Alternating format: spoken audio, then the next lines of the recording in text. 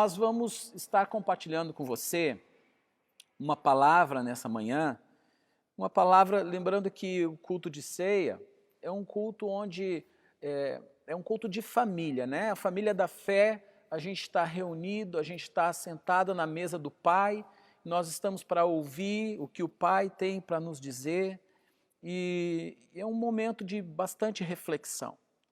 As coisas que eu vou falar aqui hoje, elas devem entrar aos nossos corações de uma maneira muito atenta, porque eu vou estar falando sobre o livro de Malaquias e vários aspectos. Nós vamos passear um pouquinho. O livro de Malaquias é o último livro registrado aqui na Antiga Aliança, chamado Velho Testamento. É o último livro, né? E depois dele nós vamos ter um lapso temporal aí de 400 anos aproximadamente, até o livro o chamado Nova Aliança, o Novo Testamento, até chegarmos no livro de Mateus. É o chamado período interbíblico. Então, o livro de Malaquias, nós vamos fazer uma reflexão sobre este livro. Nós vamos orar e vamos clamar a Deus para que o Senhor esteja falando aos nossos corações. Feche seus olhos, então, e vamos orar neste instante. Senhor Deus e Pai, nós te agradecemos essa manhã, Senhor. Nós te louvamos porque temos tido o privilégio de conhecer este amor, esse amor tão grande e leal. Temos tido o privilégio de aprender da Tua palavra e dos Teus caminhos, que é um caminho de vida, é um caminho de paz, é um caminho sobremodo excelente, que tem restaurado as nossas vidas, restaurado a nossa alma, restaurado as nossas famílias. Te conhecer tem trazido cura para nós, Senhor. E nessa manhã nós queremos te conhecer mais ainda. Queremos conhecer a Tua vontade, o Teu coração. E ao conhecer, Senhor, nós não queremos simplesmente encher a nossa mente de informação, mas é um conhecimento, Senhor, que queremos, é um conhecimento vivido, vivenciado, experimentado. É essa espécie de conhecimento que nós queremos adquirir, Senhor. Fala conosco nessa manhã, Espírito Santo. Visita cada lar, cada família, cada homem, cada mulher, pai, mãe, filhos, que sejam ministrados por Ti, Senhor. É o nosso clamor, ó Deus, em nome do Teu Filho Jesus. Amém. Amém. Queridos, como falava anteriormente, nós vamos ver alguma coisa que Deus quer nos falar no livro de Malaquias. Malaquias, o último livro do Velho Testamento. E vamos contextualizar um pouquinho para que você saiba em que circunstância ele foi escrito. O povo havia voltado do cativeiro, estava no cativeiro babilônico, já tinham passado lá 70 anos de cativeiro, e 3 grandes remessas de povo haviam voltado do cativeiro. A última remessa de povo vieram com Neemias, e é nesse tempo que então Neemias refaz os muros, as muralhas da cidade de Jerusalém. Ele coloca as portas no lugar, ele deixa aparentemente as coisas organizadas, ele volta para a Babilônia, porque ele estava com permissão do rei, mas uma permissão temporária, ele teve que voltar para a Babilônia. Depois de um tempinho, Neemias pede para o rei para que ele pudesse retornar novamente para Jerusalém, e ele ganha essa autorização. E quando ele ganha essa autorização, ele vem para Jerusalém, ele encontra muitos problemas estabelecidos em Jerusalém. O templo estava erguido, mas o ofício dos sacerdotes estava completamente bagunçado, e o povo estava andando de uma maneira que não estava agradando a Deus. Então, nem o povo e nem os próprios líderes espirituais estavam agradando a Deus da maneira como estavam vivendo, da maneira com que estavam fazendo as coisas. E é neste momento que Deus levanta o profeta Malaquias para trazer denúncia a tudo o que estava acontecendo. E o profeta Malaquias, ele é usado por Deus agora para expor ao povo o que estava no coração de Deus. Ele traz uma revelação muito clara para toda a nação de Israel, juntamente com os seus sacerdotes, um confronto fortíssimo.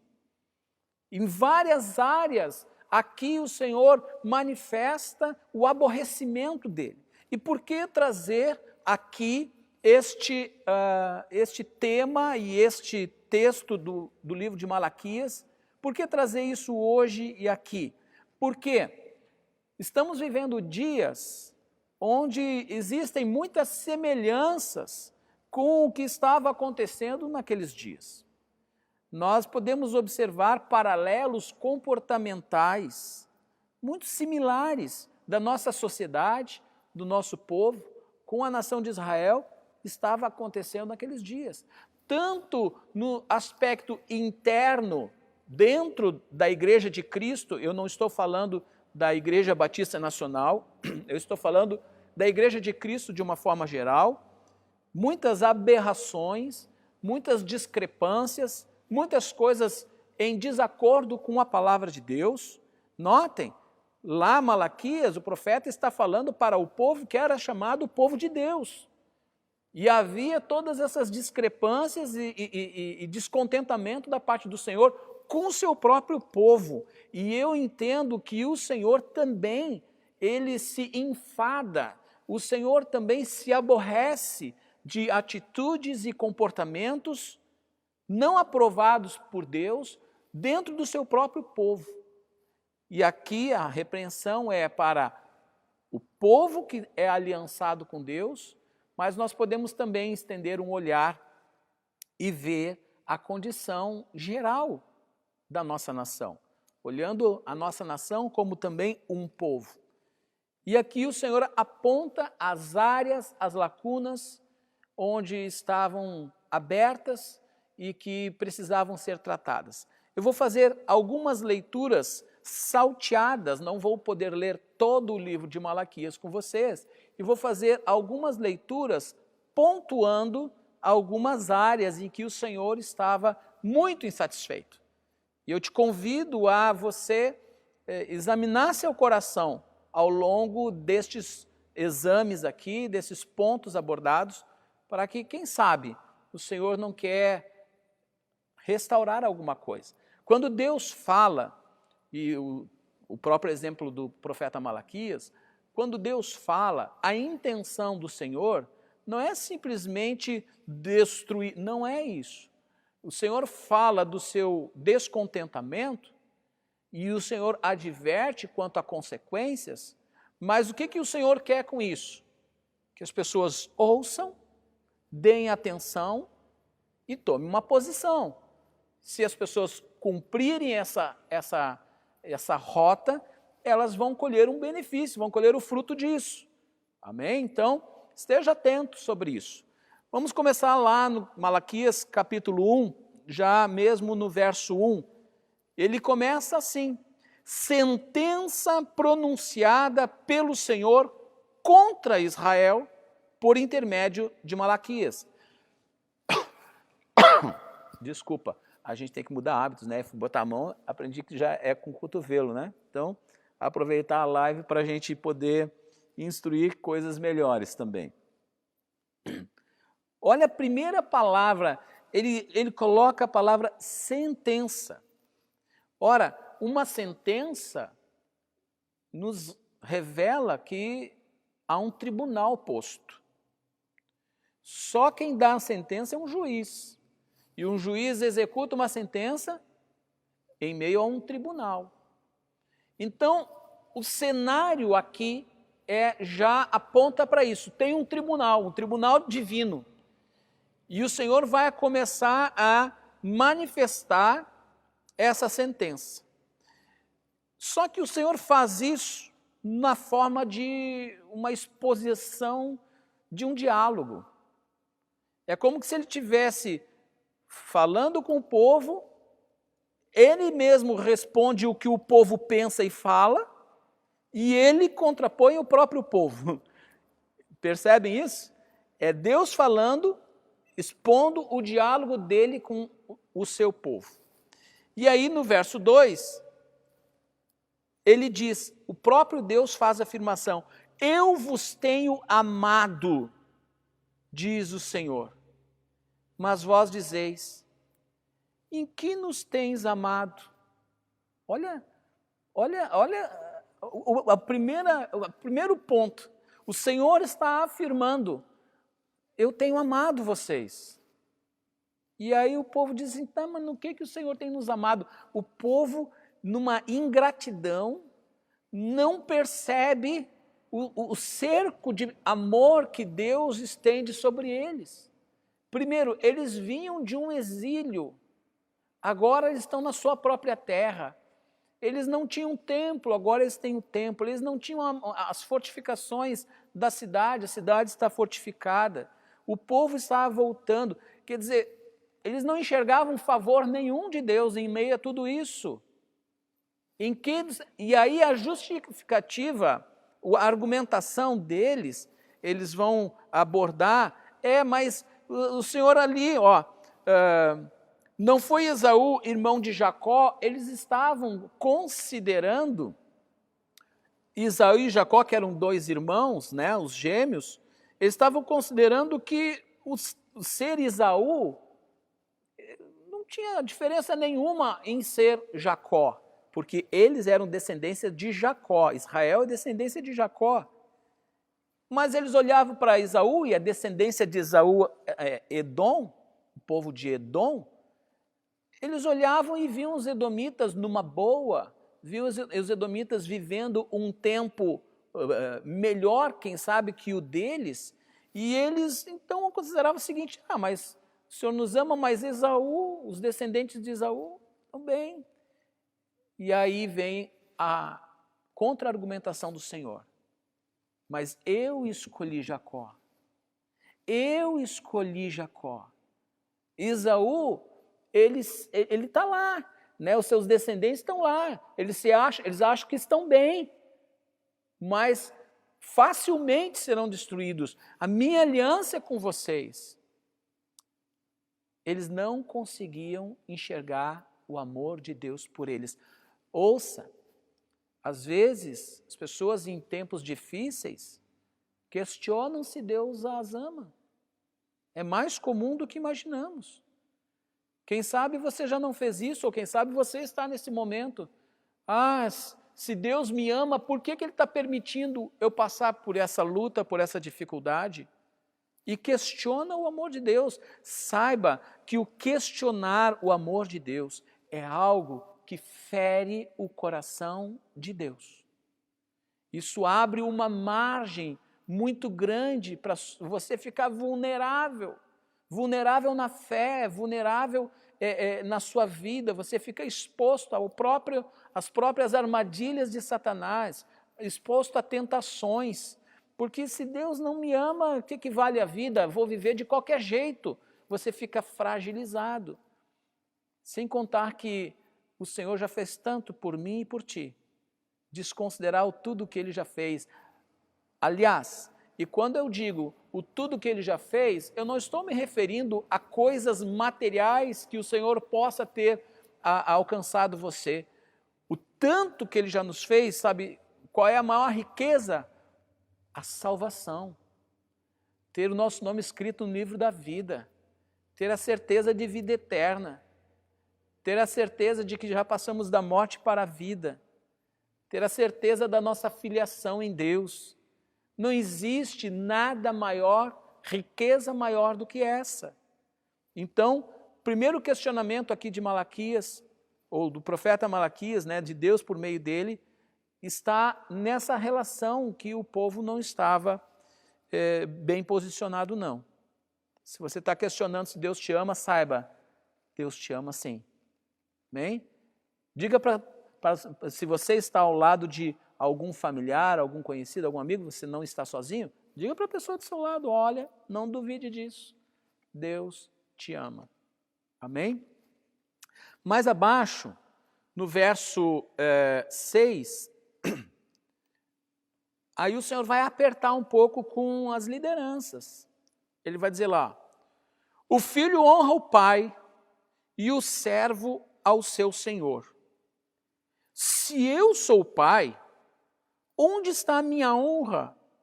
E se eu sou o Senhor, onde está o respeito para comigo?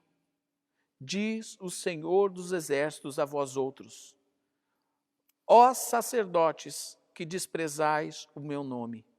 Vós dizeis, em que desprezamos nós o teu nome?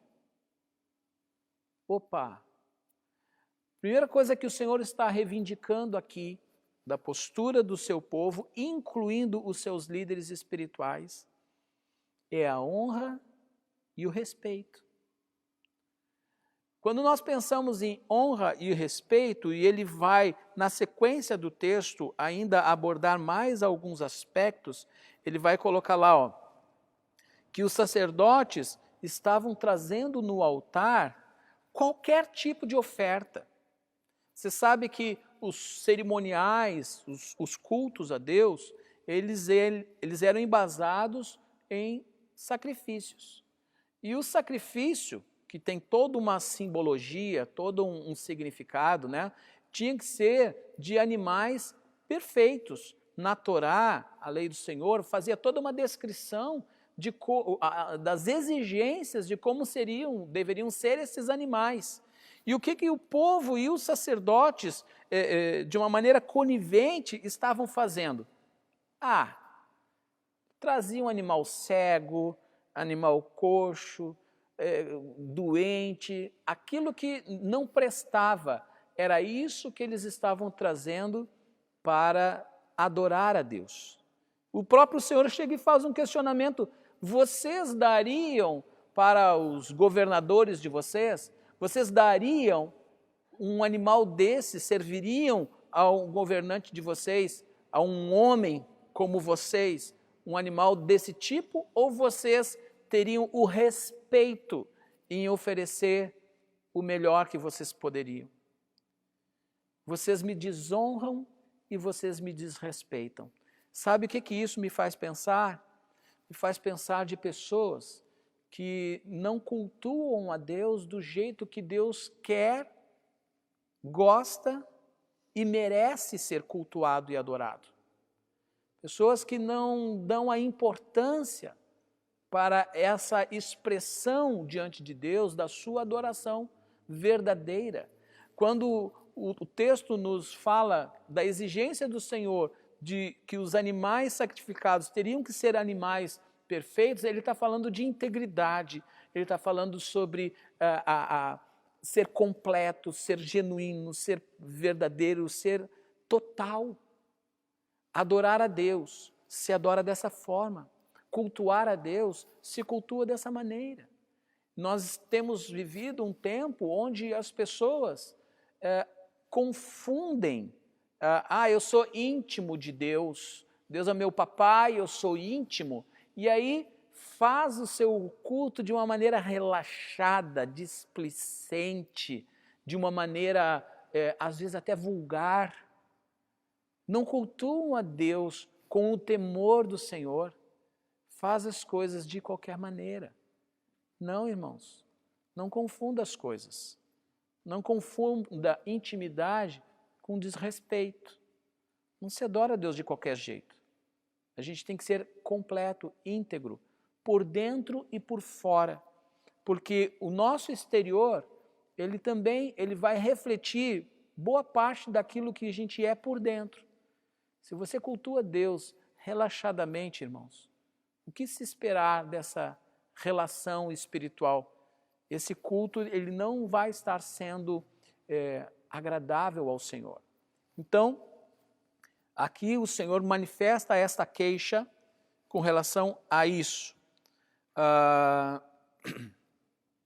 No verso 10, na parte final do verso 10, diz: eu não tenho prazer em vós, diz o Senhor dos Exércitos, nem aceitarei da vossa mão a oferta.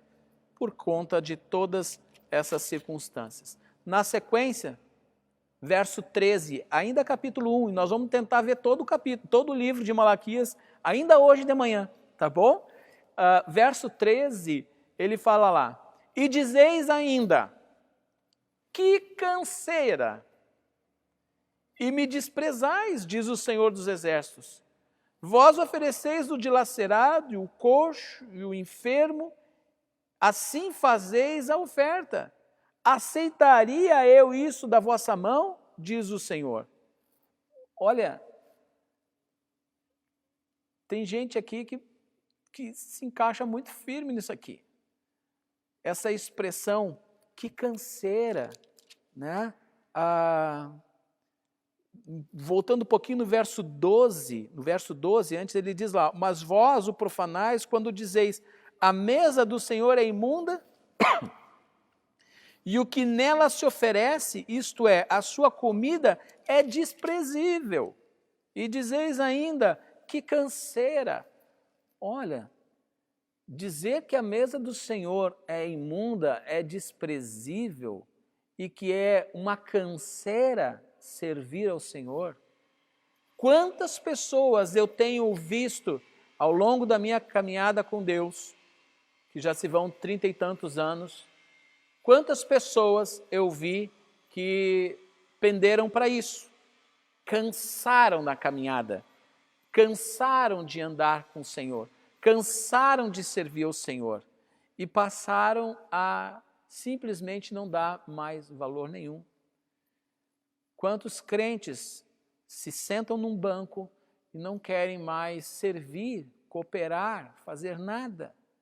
Não estão dispostos a dar nada de si, apenas quando muito vão ali para assistir, não é nem participar, muitas vezes é assistir um culto. Por que isso? Estão cansados. E aqui o profeta Malaquias está denunciando esse comportamento daqueles que se entregam estou cansado, vou dar um tempo, eu não quero mais me envolver, já me desgastei demais. Que isso? Não, irmãos, nós não podemos fazer as coisas de qualquer jeito ou abandonar o serviço do Senhor, até porque o serviço ao Senhor é uma expressão de adoração. A palavra avodá, do hebraico, ela tanto vale para a adoração como vale para serviço. Então, quando nós estamos servindo ao Senhor, nós estamos adorando ao Senhor. Próximo final de semana, nós vamos ter uma obra a ser feita, né? É serviço, mas é serviço e é adoração. Então, não fique, não se exima dessa chamada de Deus. No capítulo 2,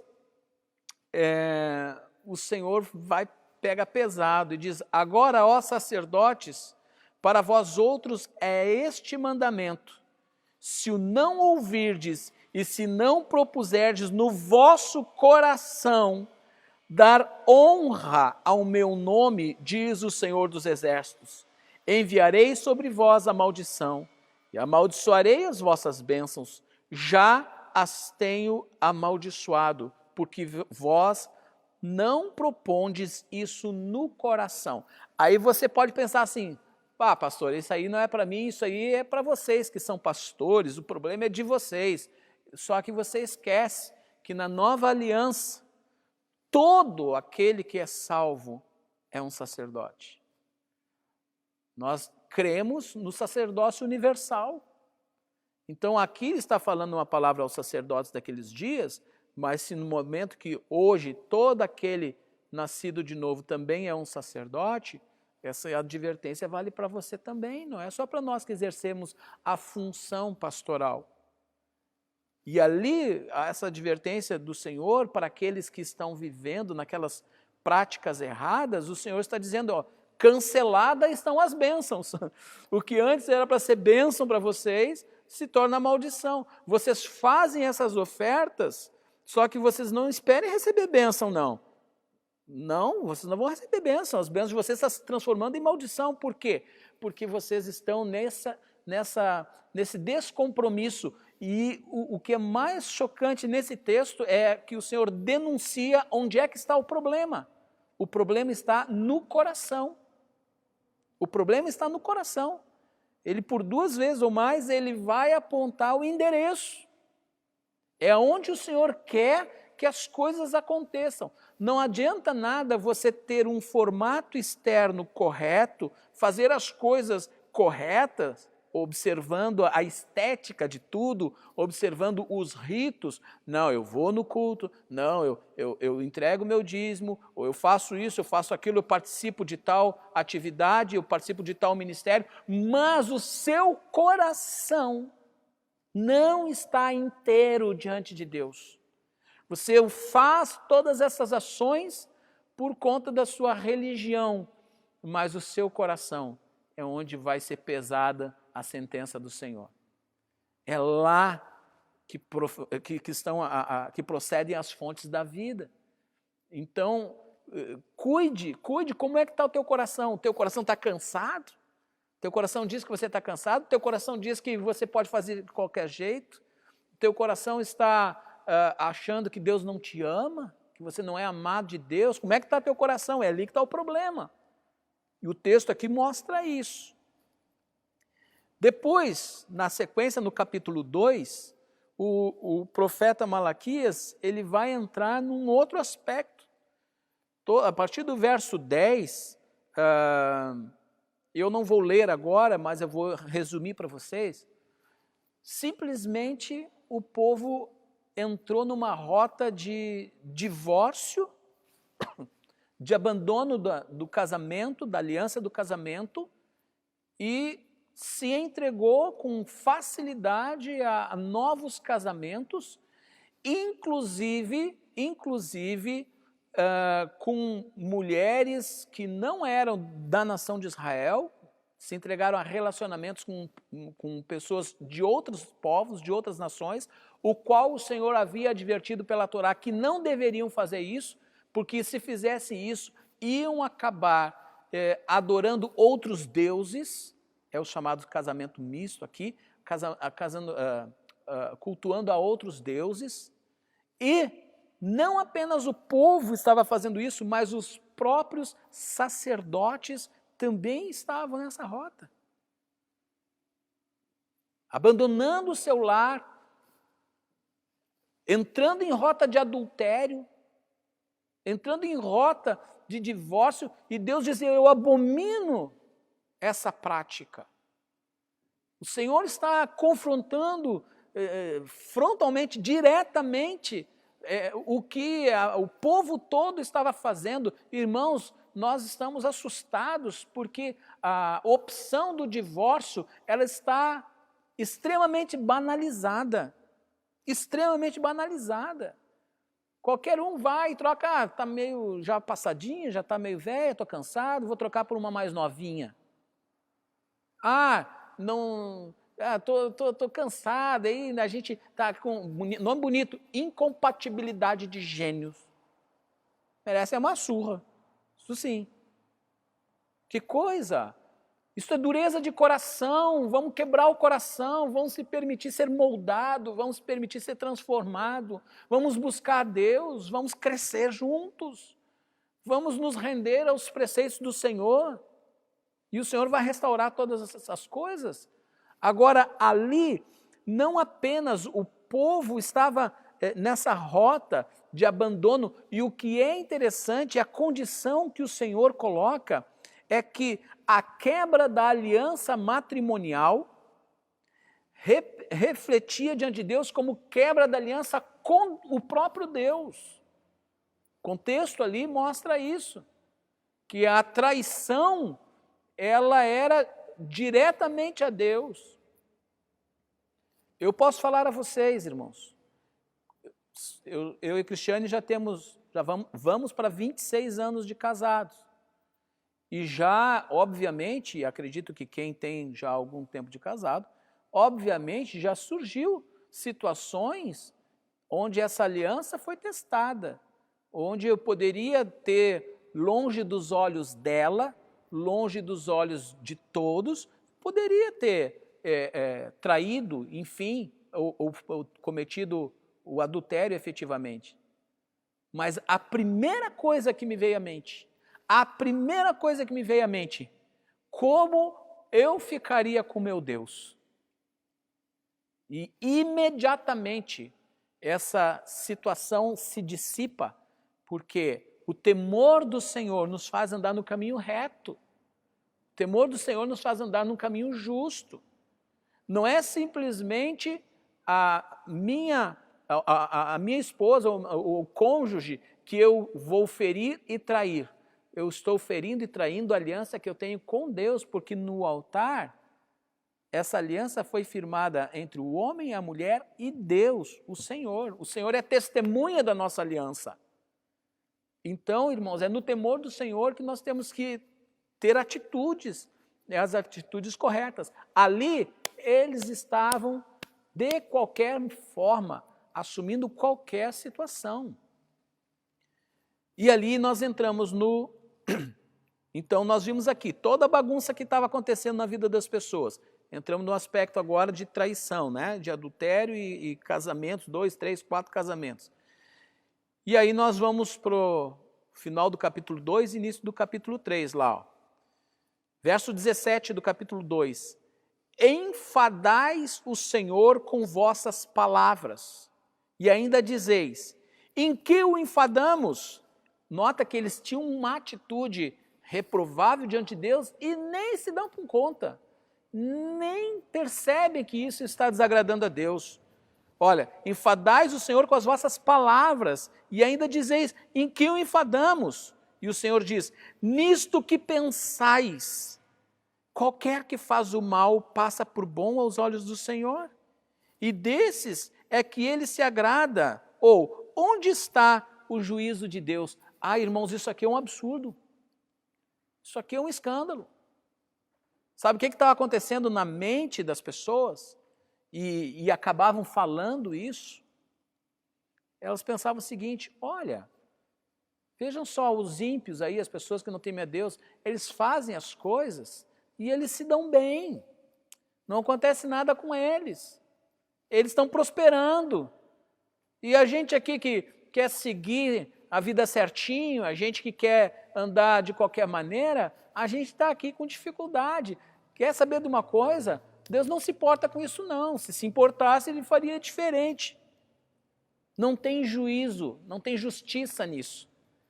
Sabe, pessoas que pensam assim, questionam o quão justo Deus é. Questionam a própria natureza de Deus. Questionam a soberania de Deus. E se entregam com facilidade aos prazeres. Se você para e pensa que quem se dá bem é aquele que faz a coisa de qualquer maneira, o que vai ser dessa sociedade? O salmista Davi, no Salmo 37, se não me falha a memória, ele vai fazer o mesmo questionamento, mas imediatamente ele já encontra a resposta para esse questionamento e ele já alinha o pensamento. Nós não podemos andar por essa senda, por este caminho. Se você acha que o ímpio está se dando bem, ele faz a coisa sem o temor de Deus e está prosperando, e você busca fazer certinho, só está levando paulada na cabeça e sofrendo por causa disso, persevera naquilo que é justo, persevera naquilo que é reto, porque ali na frente é que Deus vai mostrar a diferença entre aquele que serve a Deus e o que não serve. As coisas não podem ser medidas pelos resultados imediatos que está se tendo, não. Meu amado e querido pastor Sidney, lá no tempo que eu congregava com ele, no meu tempo de preparação, ele já nos ensinava assim, nem tudo que dá certo é certo. Ouça isso, nem tudo que dá certo é certo. Você pode estar fazendo uma coisa, está dando muito certo, olha aí, o dinheiro está entrando, as coisas estão indo bem, mas os meios utilizados não são certos. Não agrada a Deus, não glorifica a Deus. Então, não justifica. Amém? Os fins não justificam os meios. Temos que pensar dessa maneira. No capítulo 3, ele vai entrar num campo bastante delicado também. Tudo é delicado aqui, mas aqui ele vai apertar. Eis que eu envio o meu mensageiro, que preparará o caminho diante de mim. Há uma promessa aqui. Há uma promessa. Há uma promessa de que o Senhor estaria enviando um mensageiro, onde esse mensageiro estaria portando uma palavra.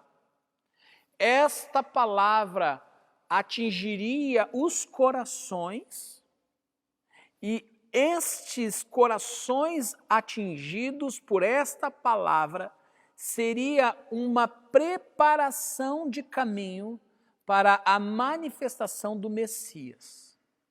Depois nós vamos voltar nesse ponto aqui, que ele vai esclarecer mais adiante. No capítulo 3, ainda no verso 5, ele diz lá: chegar-me-ei a vós outros para juízo, serei testemunha veloz contra os feiticeiros, contra os adúlteros, contra os que juram falsamente e contra os que defraudam o salário do jornaleiro e oprimem a viúva e o órfão e torcem o direito do estrangeiro e não me temem, diz o Senhor dos Exércitos. Então aqui o Senhor engloba um conjunto de coisas que estavam acontecendo, das quais o Senhor detesta, abomina. Ele fala lá, feitiçarias. Eu vou falar uma coisa esquisita aqui, tá? Perdão. Falar uma coisa esquisita aqui para vocês. Tem muito crente, muito evangélico, que tem adotado práticas dentro da igreja que são oriundas da feitiçaria. Nós vemos aí algumas denominações que promulgam algumas práticas que a origem delas não é da Bíblia Sagrada, irmãos. Estejam atentos. Esteja atento.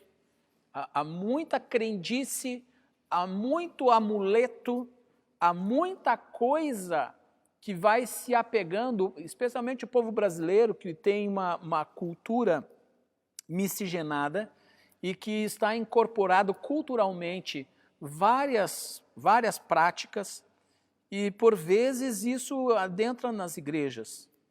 É copo com água, é rosa não sei o quê, é palmilha para botar no sapato ungida e consagrada, é fitinha não sei das quantas, é roupa branca. Eu estou de branco aqui, tá? A calça não, mas a camisa é branca, não tem nada a ver, mas roupa branca, corredor de não sei o quê, fogo não sei do quê. Irmãos, isso vem da feitiçaria. Interessante que Israel estava mesclado com essas coisas também, com essas práticas também. E o Senhor está dizendo aqui, olha, eu vou estabelecer juízo sobre feiticeiros, adúlteros, não pensa que tu escapa, não escapa não, adúlteros, quem jura falsamente, ou seja, empenha a sua palavra e não cumpre, e não é firmado na verdade, mas no engano, por conluios, por vantagens, contra os que defraudam o salário do jornaleiro. Olha, irmãos, que coisa terrível isso. O salário do jornaleiro é tido como o menor salário socialmente daquele período. E os caras não tinham o pudor, não tinham nem o cuidado de garantir o mínimo de sobrevivência para os indivíduos, queriam extorquir até o salário do jornaleiro. O que nós vivemos na nossa sociedade hoje? Nós vemos pessoas aí, os aposentados, que ganham nada e ainda querem tirar o quase nada que ganham. Não há justiça social e ele vai entrar nesse campo de justiça social. E é Deus condenando essa prática na nação. Aqui entra governantes, aqui entra lideranças. Ele diz lá, olha, defrauda o salário do jornaleiro, oprime a viúva e o órfão. Que é grupo mais vulnerável do que este? Viúvas e órfãos. Aqui, em épocas de guerras, onde os homens saíam às guerras e não voltavam, ficavam as viúvas e ficavam os órfãos. Quem cuidava deles? Aqui é mandato do Senhor, a nação tem que cuidar. E como povo de Deus, somos uma nação, nós temos que cuidar dessa gente. Ele fala lá do estrangeiro. Que comportamento estamos tendo com os estrangeiros? Que atitude estamos tendo? Estamos rejeitando, estamos desprezando, estamos oprimindo? A palavra de Deus diz que nós temos que acolher o estrangeiro e cuidar dele, amparar esse grupo de risco, esse grupo desfavorável.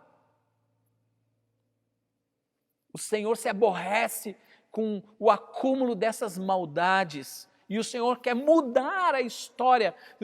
Nós hoje, o Brasil inteiro hoje está debaixo de um clamor de jejum e oração por conta de tudo isso. Aliás, a pedido do próprio presidente. Que bom, né? Eu vi uma frase no Face ontem, um pastor amigo que colocou lá: eu vivi para ver o presidente da nação conclamar o povo para jejuar pela nação. É maravilhoso isso. No entanto, não basta nós só jejuarmos e orarmos para que Deus mude e espante essa enfermidade, esse vírus, e cure e restaure as coisas. Nós temos que apontar para o jejum conforme Isaías declara lá, o tipo de jejum que agrada a Deus. Que nós nos voltemos para cuidar de todas essas coisas que obscuramente a nossa nação tem feito e gerado cada vez mais desgraça e ruína. Ah, pastor, quem tem que ouvir isso são os políticos. Os políticos sim, mas nós também. Porque como igreja nós temos que nos posicionar, como igreja nós temos que ter atitude, como igreja nós temos que fazer a coisa certa. E influenciar, ser luz para que outras pessoas entendam o que agrada a Deus. E é isso o que agrada a Deus. Depois o Senhor vai meter a mão direto com o povo novamente. O povo está dizendo assim, vocês estão me roubando. Deus diz para o povo, vocês estão me roubando. E o povo pergunta, mas no que nós estamos te roubando? E o Senhor diz, vocês estão roubando nos dízimos e nas ofertas. Vocês não estão me honrando com isso. E por conta disso, vocês estão se expondo às maldições da Torá, que já foram prescritas. Por que isso era importante? E o Senhor diz assim, para que haja mantimento na minha casa, diz o Senhor. Os sacerdotes e os levitas, pelo fato de não ter mais o povo não estar mais trazendo os dízimos, e as ofertas e as primícias, os sacerdotes não estavam mais podendo oficiar, e eles estavam tendo que ir trabalhar fora, e não estavam mais nem oferecendo os sacrifícios, aquilo que era a parte que Deus havia estabelecido para eles fazerem. Não tinha como conciliar as duas coisas. Quando Neemias chega de volta em Jerusalém, ele encontra esse cenário. E aqui o Senhor, por boca do profeta Malaquias, confirma, está tudo errado. E Neemias depois ele vem e bota em ordem, ele conclama o povo, e chama o povo para que o povo tenha uma atitude nova. E aí a gente vai ver lá no livro de Neemias que o povo ouviu a voz de Neemias. E o povo trouxe os seus dízimos, as suas primícias e ofertas e passou a suprir. E aí os sacerdotes passaram a ter uma nova postura, eles aceitaram a repreensão. Foi muito importante, mas Deus começa a sacudir o povo através da boca do profeta. E o que isso tem a ver com os dias de hoje? Ora, irmãos, o dízimo, nós não temos na Nova Aliança um decreto específico falando sobre o dízimo, mas também nós não temos nada que o anule a prática deste. E ainda hoje, a obra de Deus precisa ser mantida. Ainda hoje, a obra do Senhor, ela acontece e existem demandas da mesma maneira que havia antigamente. Então, se não há a participação do povo nas suas contribuições, a obra não tem como se manter. Não tem isso, é uma coisa lógica, assim como não tinha naquela época, não mudou até hoje. Então, se o Senhor, naquela época, condenou essa atitude errada do povo naqueles dias, será que Ele não estaria também condenando nos dias de hoje aqueles que desprezam a obra de Deus e não cooperam com a obra de Deus? É mais um ponto que aqui em Malaquias ele vai tratar. E aí, verso 13. Olha o que Deus diz. As vossas palavras foram duras para mim. Deus falando, as palavras de vocês foram duras para mim, diz o Senhor. Mas vós dizeis, que temos falado contra ti? O povo sempre se fazendo de migué aqui, né? O povo sempre se colocando não, a gente não é ruim assim, não. Deus responde, vós dizeis, inútil é servir a Deus, que nos aproveitou termos cuidados em guardar os seus preceitos e andar de luto diante do Senhor dos Exércitos? Ora, pois, nós reputamos por felizes os soberbos, também os que cometem impiedade prosperam. Sim, eles tentam ao Senhor e escapam. Então, os que temiam ao Senhor, olha só, há dois grupos aqui. Uns que não temem ao Senhor, que faz a coisa porque acha que o que vale é se dar bem, faz de qualquer jeito.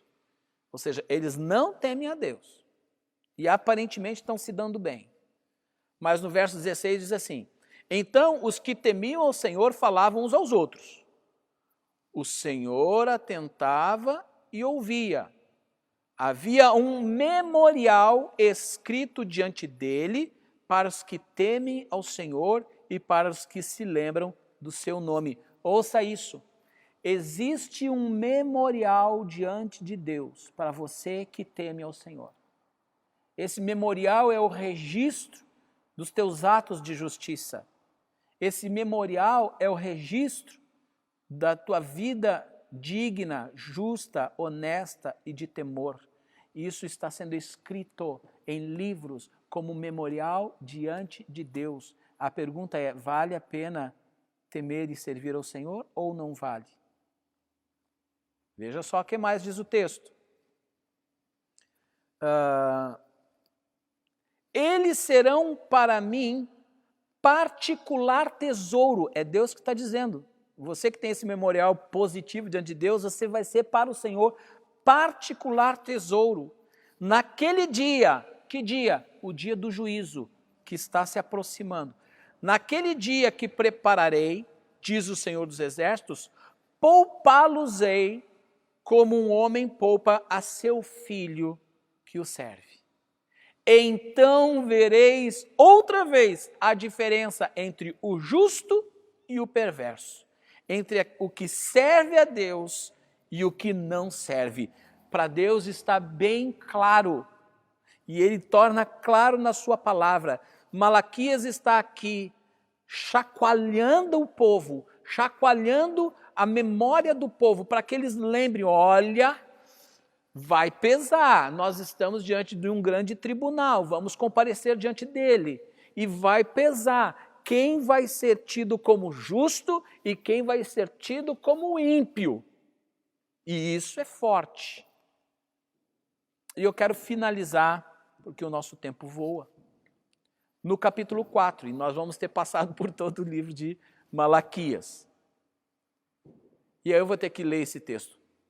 Pois eis que vem o dia, e arde como fornalha.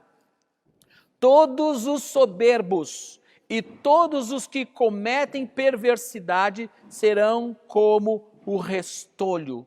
O dia que vem os abrasará, diz o Senhor dos Exércitos, de sorte que não lhes deixará nem raiz e nem ramo, ou seja, será queimado. Não vai sobrar nada, vai virar cinzas. Mas para vós outros, que temeis o meu nome, nascerá o sol da justiça, trazendo salvação nas suas asas. Saireis e saltareis como bezerros soltos da estrebaria. Olha que cenário.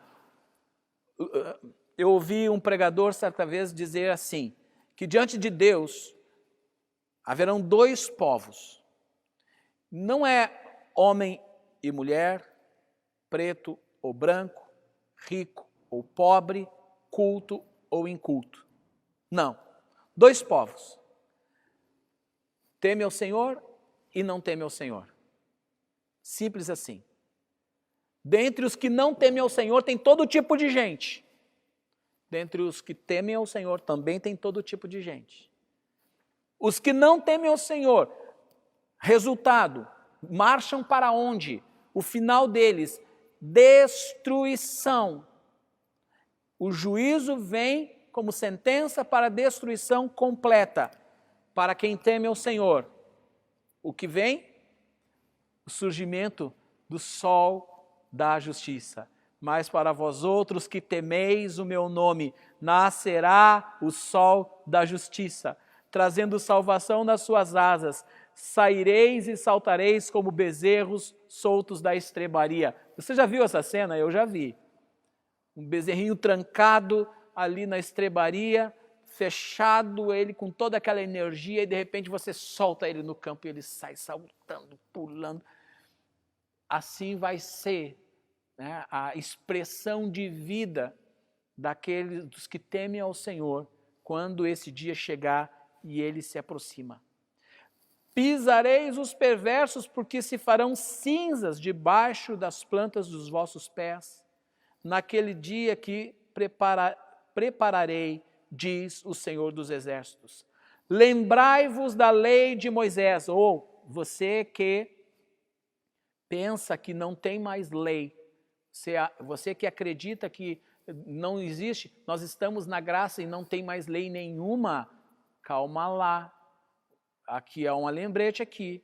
Lembrai-vos da lei de Moisés, meu servo, a qual lhe prescrevi em Horebe para todo o Israel, a saber, estatutos e juízos.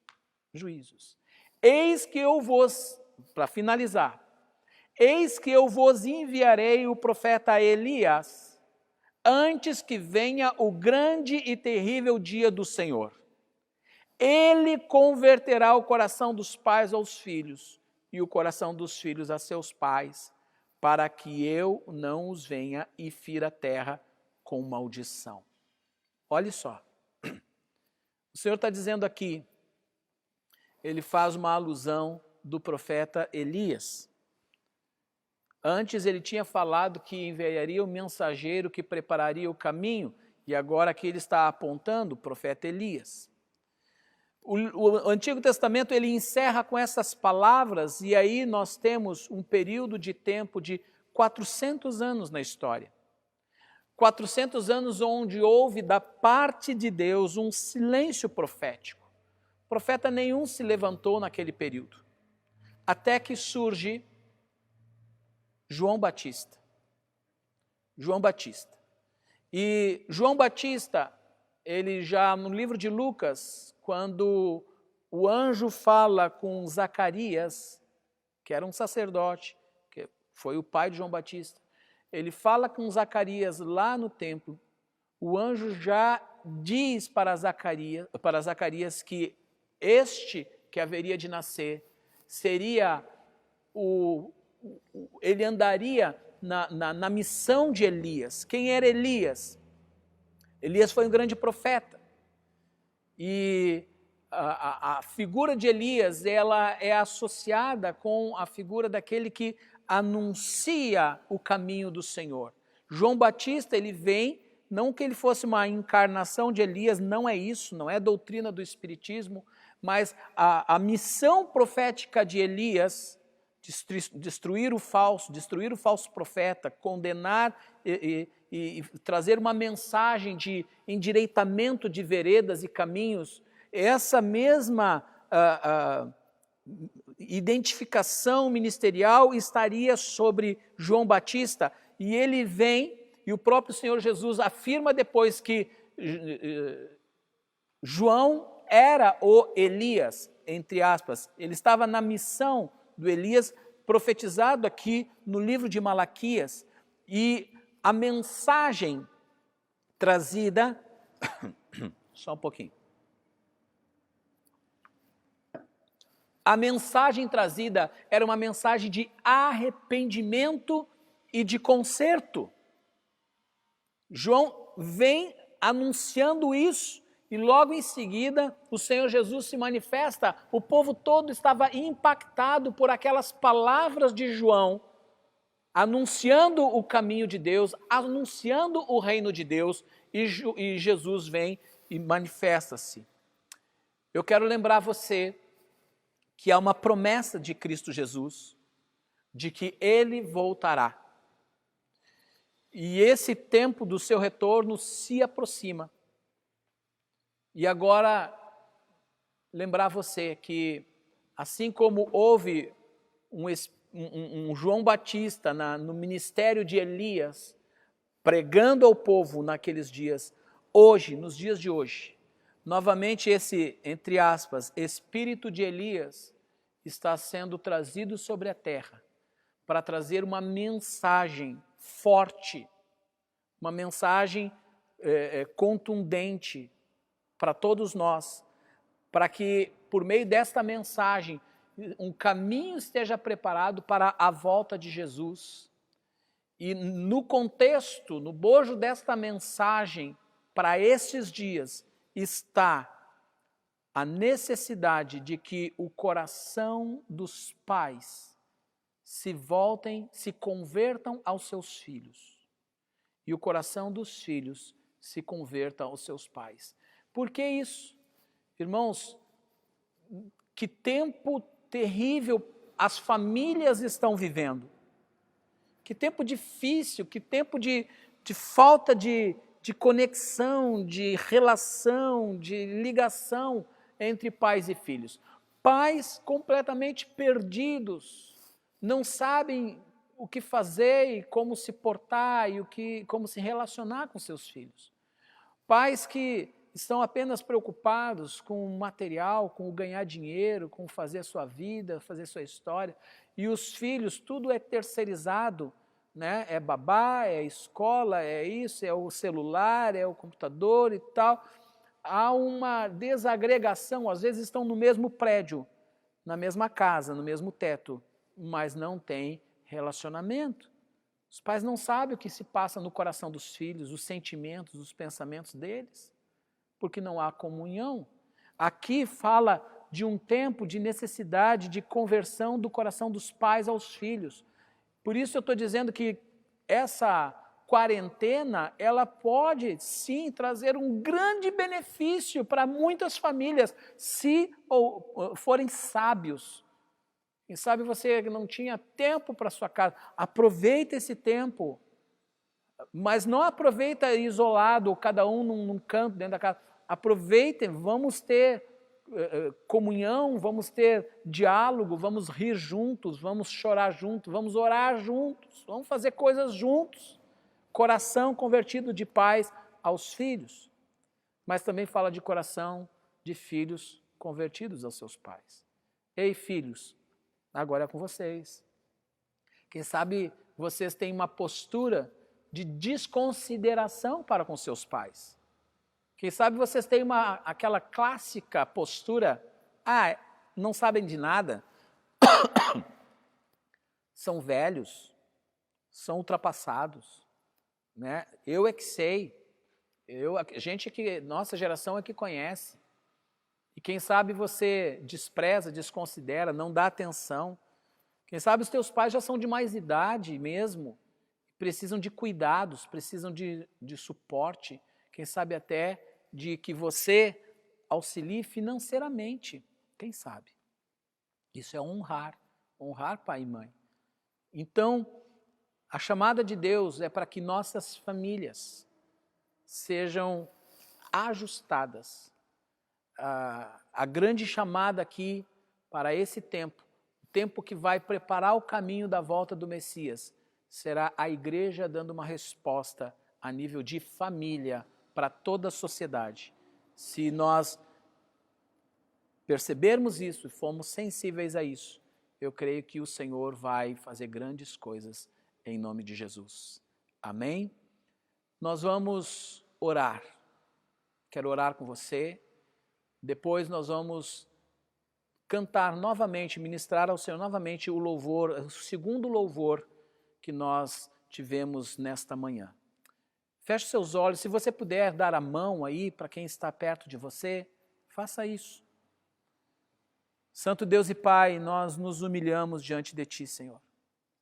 Nós clamamos a Ti, nós vimos que o Senhor trouxe uma advertência tão grande por meio do Teu profeta a Israel, tantas arestas, tantas áreas, Senhor, que estavam fora do prumo, fora daquilo que o Senhor havia desde antigamente estabelecido. E agora, Senhor, nos deparamos com a nossa realidade em nossos dias e percebemos que muitos destes males também se estendem sobre todos nós. E eu quero clamar a Ti, Senhor, nessa manhã de ceia, que o Senhor venha nos perdoar a nossa iniquidade, perdoar os nossos pecados. Nós nos humilhamos diante de Ti, nós nos arrependemos diante do Senhor por toda e qualquer situação ou postura errada que temos tido diante de Ti e diante do próximo. Que o Senhor venha nos perdoar, nos cobrir com o sangue de Cristo Jesus mais uma vez. Restaurar-nos, ó Deus, e possamos participar da ceia nesta manhã com alegria, com liberdade e com o Teu perdão, Senhor. Obrigado, Deus, nós Te louvamos.